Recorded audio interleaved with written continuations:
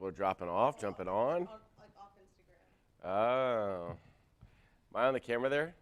Young buck? We live? That's fantastic. So when you're live, you just kind of sit here for a second. Hopefully, people start to come on, right? That's the way the thing works. Everybody thinks I'm ridiculous right now. Is it 10 o'clock? Is this thing on? Tap, tap, tap. It's going to be a little distracting that Ethan's like hiding behind the TV there for him. He's like the Wizard of Oz behind the curtain. I don't know what to do about that. I guess I should start, huh? We good to go? Hi, everybody. Welcome to our first and last, maybe. We'll see how this goes. But we're excited. An AMA, which our staff taught me about, which is Ask Me Anything. So we'll see what the crazy things we get asked. We did get a lot of questions ahead of time, so they'll ask those to me, and hopefully I'll have good answers. And then you guys will be able to ask anything on the live streams, whether on Facebook or Instagram as well. And hopefully I'll have good answers for those. For those of you that are just seeing us pop up on your Facebook or Instagram feed and see this ugly mug talking to you, Samson Properties is a growing real estate company. We are based in our headquarters in Chantilly here. That's where I'm sitting, Chantilly, Virginia. We've got 32 offices now, one in D.C., I believe it's 11 in Maryland and 21 in Virginia. And we are rocking and rolling. We have over 4,400 realtors. People are joining at a great clip, and we're really excited about that. My dad is our founder and our owner. I am our CEO and help run this controlled chaos that we have going on here at Samson. And we have a great time. We really do treat our staff and our realtors, try to be one happy family. That's our whole big goal here. We've got really two real company kind of rules that we try to live by, which is be nice and be professional. And we love that the idea is that we're all going to mess things up all the time. But if we treat people the right way, then we're all going to get through stuff together. We also have a company kind of a mantra and idea we try to live by at Samson, which my dad came up with 20 years ago when he started the company, which was pay it forward. If somebody does something nice to you, don't pay it back, pay it forward. And it's this idea of treating other people the right way. When somebody does something great for you, try to pour that great love on and take care of new realtors. Some of you out there might be thinking about becoming new realtors, and it's scary, and you're like, oh, I'll never get there. Well, we were all new once. In 2003, I was new once. And every single person was a new realtor at one point. If they didn't have great people ahead of them that were willing to reach down their hand and help them learn and get better at this business every day, then none of us would become successful. So it's that pay it forward mentality that started way back in 2001 when my dad started Samson, and is really serving us good today here, still even 20 years later. How are we doing? Do we think we're ready to go with questions? We're all good with all our links and all that kind of fun stuff? I got lots of thumbs up, so that means I guess I can keep going. So I'm really excited to do it. If you can hear, I'm a little congested. I'm working on an 8-day cold here. It's fantastic. But I'm feeling much better today than I did last week, which is good. So my voice isn't normally this terrible. It's really normally kind of terrible, but it's a little congested today.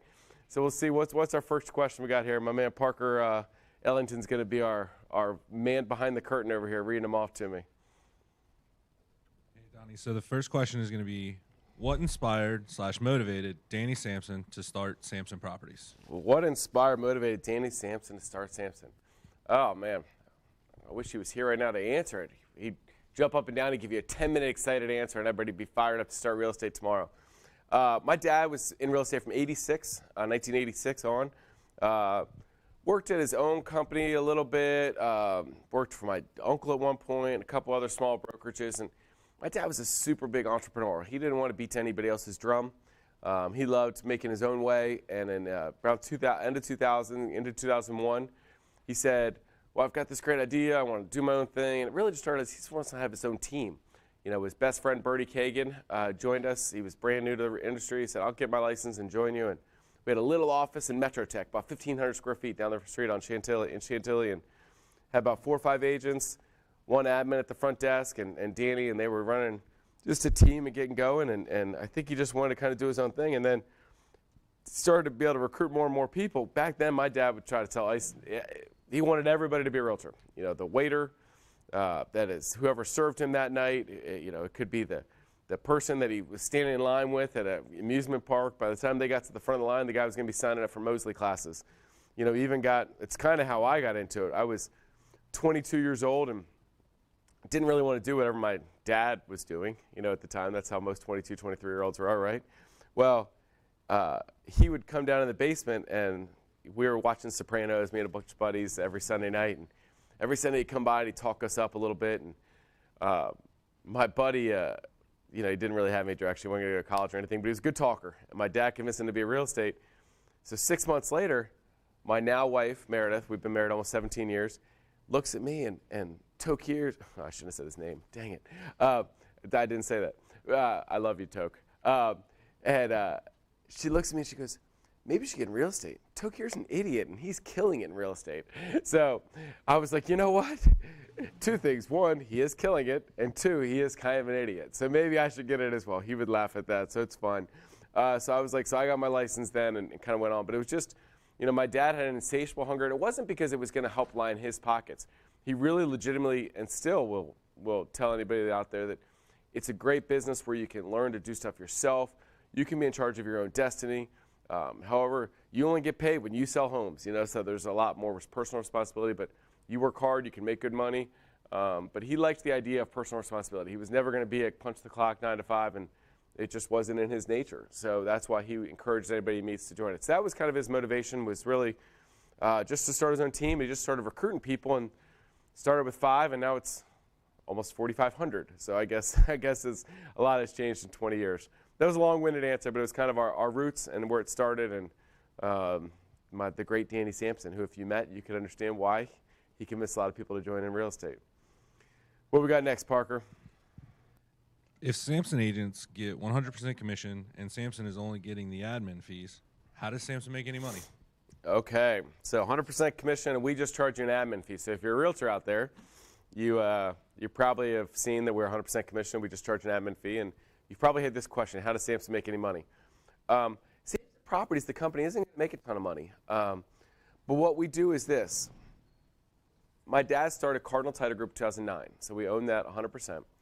And the idea is kind of that pay-it-forward mentality, where if we give you all your money, and we give you great education and great Facebook ads and KV course and concierge services and print services and this and that and this and that, 32 offices to work out of, and we pour into you, then hopefully you'll be like, well, how can I give back to the company? And you're like, well, we ask you one thing: try to use our title company. If you use Cardinal Title Group makes enough money that we can hopefully support all this mission and this ship and keep going better. And the results have been astounding. Agents love it because they love giving back to a company that they care about and they love working for. And if they can use Cardinal, and Cardinal does a great job, and they keep doing it, then we've used that money and pour back, and it's kind of this win-win circle. So I think that when you think about a real estate brokerage, the question is good: how do you make money? Because I get that one a lot. Real estate brokerage has to make money one of two ways, really. They either make it from you, the realtor. You give them 5%, 10%, 20%. Or they need to make it on ancillary services. Well, what we said is, look, I don't care if we make money at Samson. I'll let you keep all your money. But if we show you enough care and give you all your money, you're going to use the other stuff because you want to give back. We'll make the money over here on this other stuff that you have to do anyway. You have to go somewhere for a title company. If we can make the title company great, you'll be more willing to use them. So that's the secret sauce, the 800-pound question, the 800-pound gorilla. 800-pound question is not a thing. But that's kind of the secret as to how we make money. It's really our title company. And it's just our agents that, now let me be clear, because sometimes there's bad rumors out there. I can't pay people, I can't make them, and I can't incentivize them to use Cardinal Title Group. All that's illegal. All of our agents give our buyers free will.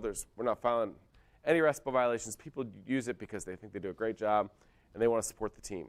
So that's really kind of how the whole ship runs and how the finances work. And we make enough money to pay all these people that are staring at me, laughing at me right now. So what's our next question there, Mr. Parker?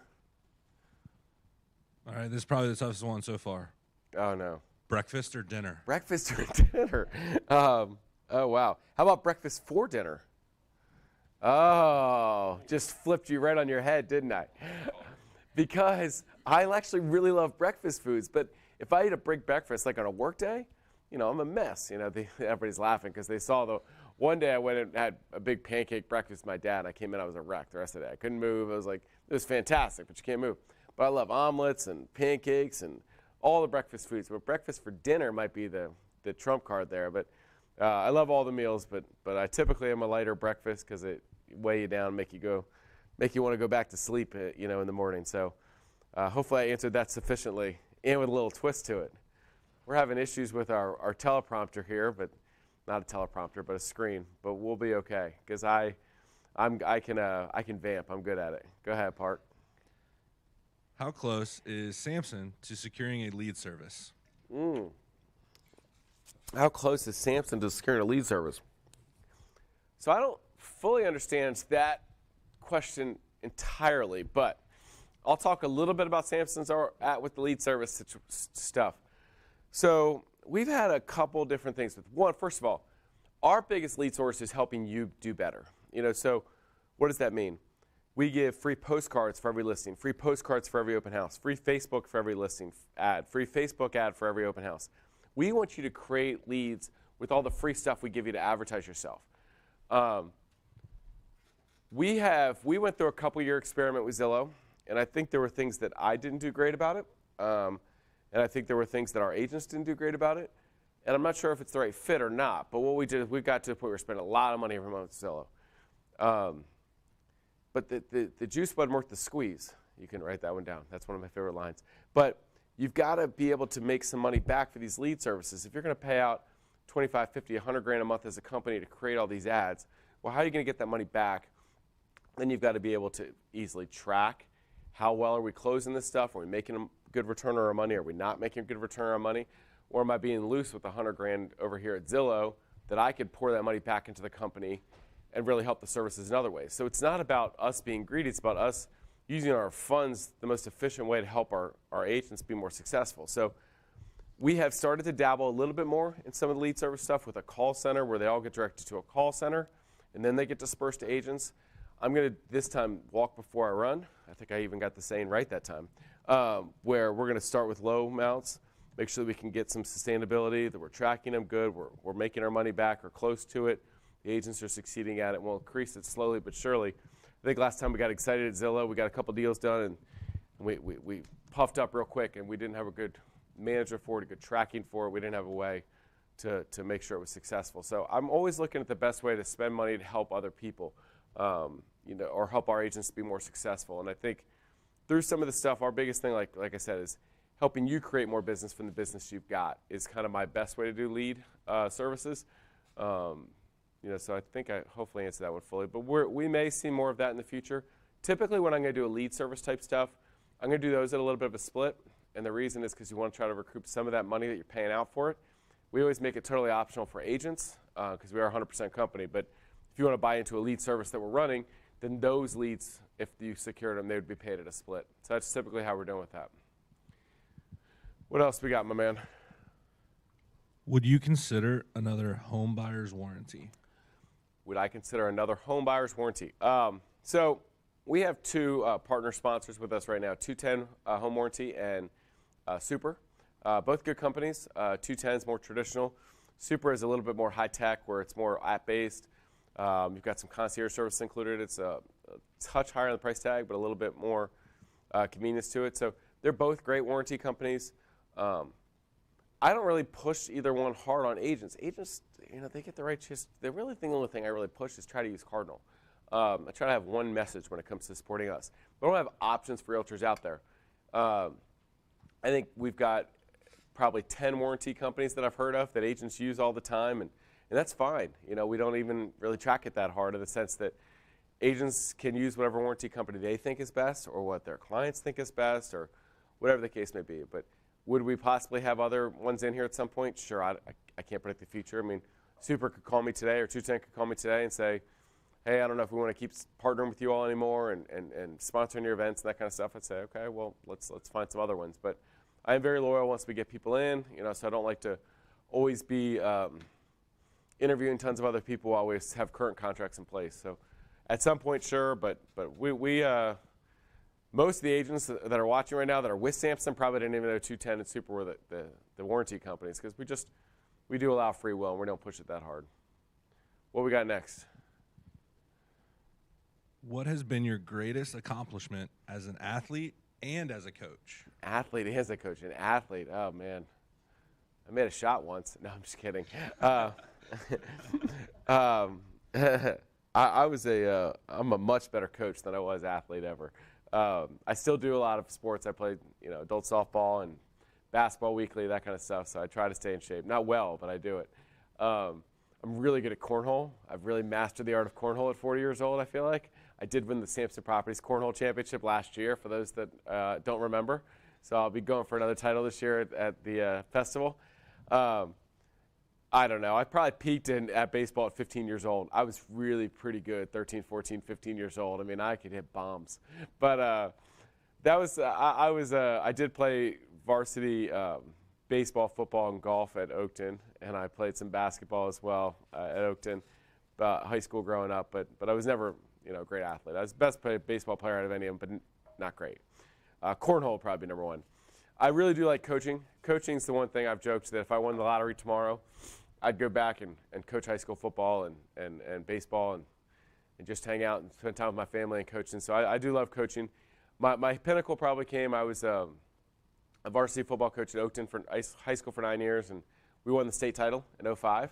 So any Oaktonites watching out there, we remember that day big time. We shut down Percy Harvin in Lansdowne, who went on to a great pro career, to win the championship, and they had lost one game in 3 years, so it was a big deal, and helped devise the game plan to stop them. So that was fun. But I still coach now. I coach 2 or 3 basketball teams at all times, and 2 or 3 lacrosse teams. I coached 2 lacrosse teams this spring, and I've got 4 daughters, 15, 13, 10, and 8, and I have a great time watching their sports and coaching when I can. So I probably should stop because I'm running myself thin, but those are, I've joked before, not joked, but it's real.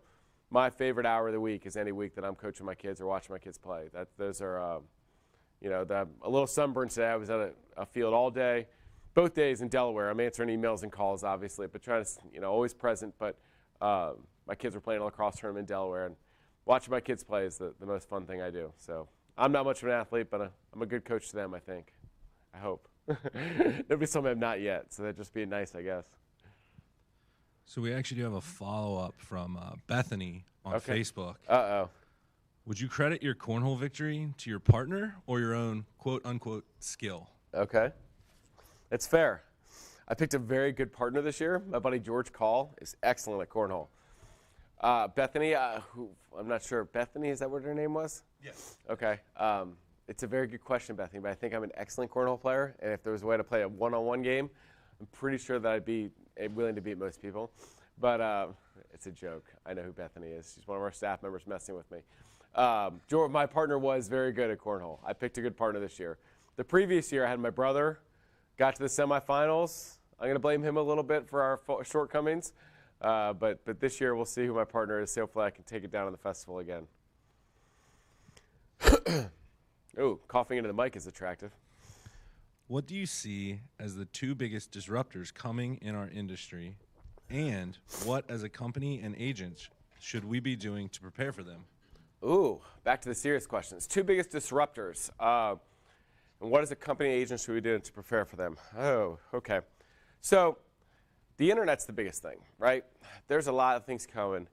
I am one that believes that the real estate industry will always be safe because it's too big a thing. You're buying a $500,000, $600,000, $800,000 house. You need a pro. You need a pro that's done it time and time again. I think that you need somebody there to hold your hands, make sure that they've got your back, and their negotiations and the contingencies and the this and the that, and you're properly prepared. So I think that we're going to be okay, and that we're always going to be a part of it. But the internet does allow a lot of things. There's the Redfins of the world, the Zillows, the iBuyers.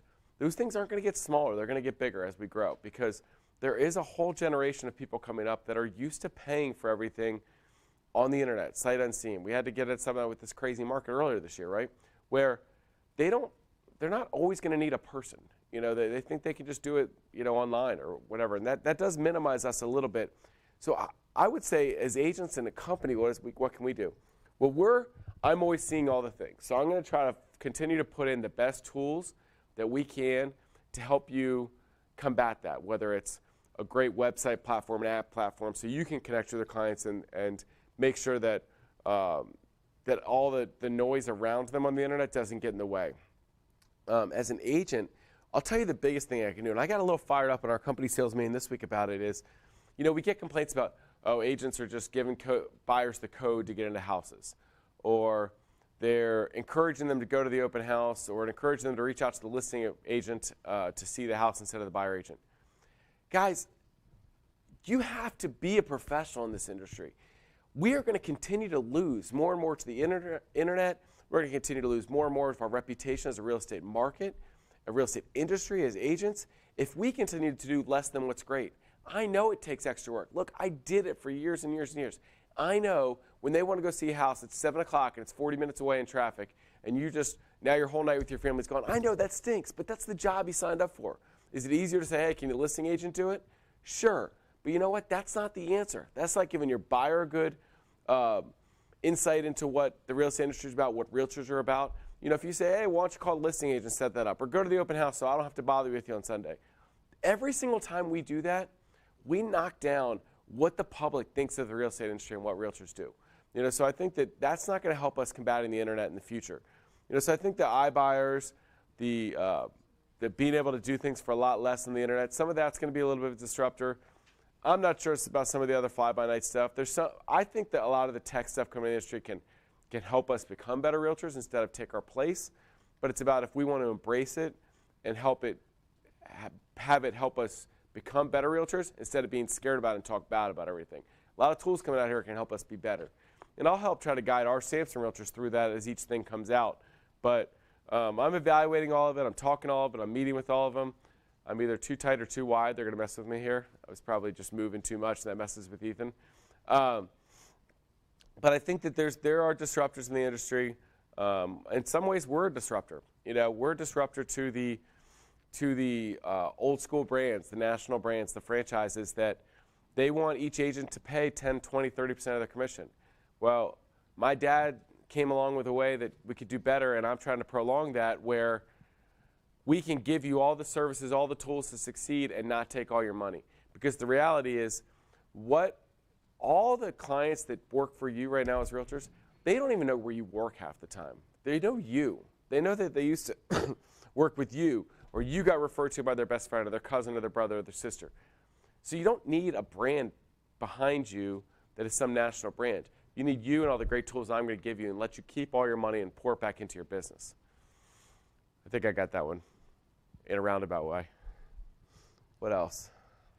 I have just recently noticed that sellers are beginning to offer 2% to buyer brokers. Will we be allowed to follow suit? So this sounds like it was from a Samson realtor. The 2% question. So this is a good one. So if you're out there watching the public on, good cough, on social media right now, you don't know what we're talking about, 2.5% and 2%. So the industry standard, there's no standards in the industry, but it used to be that in the Bright MLS system, you could always give out 3% to the buyer's agent. Well, that has shrank now, and 2.5% has become much more acceptable. And now through this hot market in the spring, we saw some sellers going under that and only giving out 2%. The listing agents only give out 2% to the buyer's agent or less. We did research on all of it. So this is not a brand new question to me in the sense that I've talked to several of our realtors over the last couple months. I've talked to some of our brokers and leaders, and it is something we've considered. When we did all our research, most counties, 4 to 6% of the listings were given out under 2.5%. So just 4 to 6%. So a very small portion right now. We've got the charts, and we went through them all the numbers. Here's what I'm worried about. If I were to announce right now today to all 4,500 Samson realtors, you guys don't have to give out, because our company rules you have to give out at least 2.5%. But if I made that rule tomorrow, then all of a sudden, we would have, let's say, a couple hundred people start giving out 2%. Well, now I am really starting to help the industry go the other way. Now all of a sudden, we went from 3 to 2.5 to 2. We're not putting that toothpaste back in the tube. We're not going to get the commissions back up to 2.5 and to 3. Again, this is to our point earlier about internet sites. If we continue to minimize ourselves and our services and how hard we work and all the money, time, and effort we would put into helping people sell homes, then we're continuing to we're becoming a race to the bottom. What I would prefer you to see is show your seller all the value that comes from hiring a great agent that's going to market their home the best way, negotiate it, stage it, make it look great, and I have to give 2.5% out to get the best buyers. We don't think, buyer agents shouldn't discriminate and only go to the ones that are 2.5. But what if they did? What if they threw out the ones that are 1.5 and 2% listing? Are you going to take a chance that your seller is going to miss the showing that could have got them more money? Are you really looking out for that best interest by only giving out 2 or 1.5%?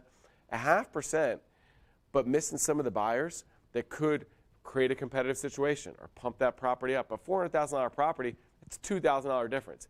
You're not going to tell me you get one more person that's in there competing against it. You're going to get more than $2,000 back for it. The exposure and the stuff that you're providing for your seller is worth it. And I'm really worried about, in general, the real estate industry. If we go down to 2, then what, 2 more years? Now we're all pushing down to 1.5. It's not a race to the bottom. So right now, I know how hard it is to be a buyer agent. And I want to make sure that buyer agents, I'm doing my part to keep 2.5% as the commission that's kind of everybody's getting out there. So I'm not really allowing the 2% yet. Is it possible in the future that we do that? Possibly, if trends continue. We've already seen the real estate market get a lot softer in the last month. 6 weeks ago, we had 10 and 15 offers and everything. Everything was way over. And last couple weeks, since a lot of the COVID restrictions have come down, we've gotten to summer, a lot more people go on vacation. We're seeing a lot more balanced market, So I think that you'd be a little bit more crazy to go 2, 1.5 in a market that we're fighting to get stuff top dollar for your home. So it's not something we're going to right now. I know I'm going to continue to get those questions all the time. Know that we've thought about it. I've given a lot of careful consideration to it. I got a lot of so we have a top agents mastermind for anybody that does 10 million or more. And I broached the subject to them, and Sarah did. And we got a lot of blowback from agents that were like really upset at what it would do to buyer agency. So I'm going to continue to take the pulse of our top agents and see how it goes. But for now, those are some of the reasons that it's really about keeping our reputation strong and keeping the real estate industry strong by keeping it at 2.5% or higher. All right, so we have time for about 2 more questions. Uh-oh. Okay. This one, another hard one. Okay. How did you get Meredith to marry you? Oh, how did I get Meredith to marry me? I don't know. Don't ask her that. She might reconsider. I don't know. What's funny is back then when we started dating and we got engaged and married, I was still a college student in Mason getting my health and physical education teaching degree and was coaching at Oakton High School and substitute teaching while I was doing that. And then got into real estate right before. Actually, my first 2 deals are how I bought our engagement ring, actually. I don't know. I guess it wasn't my good looks. It wasn't my winning charm. I don't know. She saw something to me. I'm not sure what it was, but hopefully she keeps on seeing it. But I want to know who asked that question later. That's a good one. But I'm very thankful and blessed that God blessed me with my wife. We have a great marriage and 4 beautiful daughters. So I'm not sure how I got her married. I'm probably blushing really bad right now, but I'm glad she did. All right, and the last question, what is your vision for Samson Properties 5 to 10 years from now? Oh, vision for Samson Properties 5 to 10 years from now. World domination. No, I'm just joking. Oh, man. It's a good one. I get it sometimes, too. I get the one about locations, where we're going next, and I get the 5 to 10 year plan. I know we should have a good plan. I would tell you this. I don't want to put limits on what. I think we've got a really good plan right now. We've got a really good company. We're treating agents the right way. We've got great staff that keeps growing. We're continuing to get great managers, great locations, and continue to spread out. We've got a business plan that works. Let the agents get their money, pour it back into their business, be more successful. Hopefully use the title company, and we get the money there to make it all work. The business plan works. August 1st, 5 years ago, so just a couple weeks from now, it would be my 5-year anniversary of stopping selling real estate full-time, going into COO at Samson Properties, and then later CEO. If you had told Danny and I 5 years ago that we'd be where we are now, we would have told you you're crazy. We had 750 agents, probably 12, 13 offices. We were doing great enough that my dad could take me out of selling and pay for me to help run the ship with him, but there's no way we would have said this 5 years ago. So I don't know what 5 years looks like from now. I think if we continue to good people and do things the right way, then we'll continue to expand. I know that we posted something on Facebook the other day, and Florida got to answer it the most, I think, and some other states were real popular. But the one thing I want to be really careful about is this. I think if you expand quickly to places that you're not ready to support, it can blow up on itself a little bit. Then all of a sudden you're getting, we could open in Florida tomorrow, but two things got to happen. One, you got to support the agents in some way. Now, we've gotten a lot better at everything being online, and the Cardinal Nest is our internal website, and a lot of different things that can help us support Florida people wherever we are, but you need some good people on the ground. I know some of you great Florida agents that have moved down to work with us are like, we got people on the ground, I'm here. But so you got to have great support. You got to support your agents. You do have to be able to open title companies there too, because if we can't get title work, it gets tough to sustain it financially. So we have to open title companies in these states along with us. But if I were to guess 5 to 10 years from now, we'd probably be expanding into the states next to us, the Delawares and Pennsylvanias and West Virginias and New Jerseys, North Carolina, South Carolina, maybe down to Florida. I would guess that little by little we'll start to expand. But right now we go as far as Richmond to Bel Air, Maryland, which is north of Baltimore. I think we've got a lot of great things we can still do in this really 4-hour footprint, 2 hours north and south of us. So I'm not in a hurry to go other places and do it poorly when I think we can continue to do better in the 4-hour footprint we've got. Because, I hear this complaint sometimes. Not hear it, but I would have it maybe if I was an agent of 4,500. So know that I'm mindful of this. We can talk about, we have this office and this office, with this state, and it's exciting to be a part of, now we have 3,000 agents and 4,000 agents. But the individual agent, each one is important to me and to us. And I think if you continue to spread yourself too thin, you're not supporting the agents that are your backbone and your core as well as you could. Well, now all of a sudden, we're one broker for every 100 agents or 150 agents or 200 agents or 300 agents. So we have to make sure that we have that proper support as we grow so that it's not all about growth and numbers and money, but it's always about having the best experience for every agent that works here. So those are the things that we're trying to balance. We want to grow, to expand, to get this idea and this great business plan to other places, but we want to make sure we're doing it in a great, systematic way so we can support everybody, care for everybody, because I don't like the complaint, well, I don't hear this all the time, but somebody's like, well, they're only caring about how big they can get and how far away they can get. They don't care about me. I do. As we're bigger, it's tough for me to talk to each and every individual person, but I want to make sure it's really important to us is that we are taking care of all of our agents the best way, so as we expand, it's systematic, it's clear, we can support it, and it's all those things. I mean, obviously you can go quicker. I've seen some other companies naturally go franchising models and that kind of stuff. The problem with some of that with us is this. There's not a lot of money in that. For every franchise model out there, almost all of them, they have to pay 6% off the top to the franchisor. So if Samson Properties open in North Carolina, and it was somewhere other, well, they have to collect 6% off every deal to pay back to the house. That's the way that most of the national franchises work. Well, then we're not really Samson Properties in our core anymore. We're not the 100% admin fee. We're going to take great care of you. We're starting at 94, and then we figure it out from there, which is still great, but those are the things to balance. As you start to franchise, well, it needs to make money, make sense corporately, but also to that franchisor.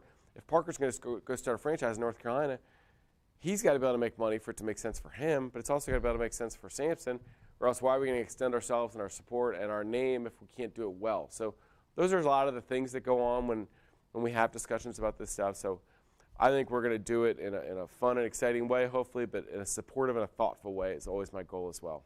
It's a long-winded answer, but I want you to hear a lot of the thoughts that go into why we do what we do and when we do it. I think do we have more questions? We're considering whether we have more questions or not. Is there anything else good on the live that I got to go with? All right. If I missed something, Donny Samson at samsonproperties.net. I will definitely email you back. You can call me. I'm an open book. If I don't answer you back right now, it's not because I don't care. It's because I'm busy, but I will get to it, I promise. But thanks for doing this. I have no idea how many people watched. I have no idea if you guys enjoyed it. Hopefully you did, even through my congested voice. But it was fun to kind of give you a peek behind the curtain, everything going on at Samson, and some of the things for our future and how we got going. Maybe we'll do fun stuff like this in the future. But if you're a realtor out there and you don't belong to us yet, I'd love for you to come talk to us. JoinSamson.com is a great website. Gives you some videos, some places we're going to be next. I'm going to be in D.C. on Wednesday doing a lunch and learn. And every week we have a lunch and learn somewhere where we talk all about Samson Properties and all the great things that we can do if you come join us. If you're in the public out there watching, please reach out. All our Samson agents, we train them up. They're great people, and we'd love to help you in your local communities to help sell your home or be the buyer agent for your next home. If you're one of our Samson agents, thank you so much for all you do for us, for our family, for our company. I'm so thankful for each and every one of you, and so proud of how we are getting better every week, every month, every year. And I'm really proud of the company we run, and we're running here, because I think we're doing things the right way, and I'm proud of it, and we're going to keep getting better every day. Anything else before we close up here? All right, well, it was good seeing you all.